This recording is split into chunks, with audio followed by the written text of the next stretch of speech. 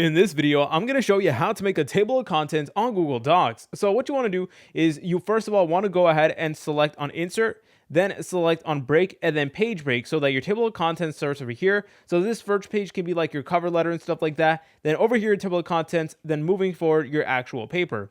Anyways, from here, all you want to do is you want to select on insert, then select on page elements, then select on table of contents. Then you guys have three different options. You could pick between plain text, dotted text, or links. So for this video, let's go ahead and select on dotted text. And you'll notice that it is going to give us something that looks like this. And that is because we haven't actually written anything yet.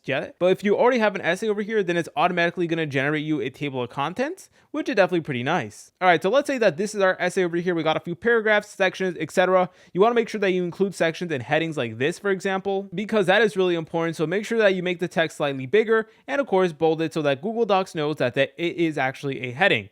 Then afterwards, you want to select on the box over here where your table of contents is supposed to be. Then select on this button that says update table of contents. Then it is going to go ahead and generate you a new table of contents right over here. And you guys can go ahead and adjust it to your liking. So if, let's say, for example, you don't want the text over here, you can go ahead and get rid of that. And you could basically do it for all of the chapters that you don't want the text to actually showcase in. But yeah, and then as you're able to tell, we are now able to go ahead and make a table of contents. If you guys found this video helpful, make sure to leave a like and subscribe. I'll see you in the next tutorial.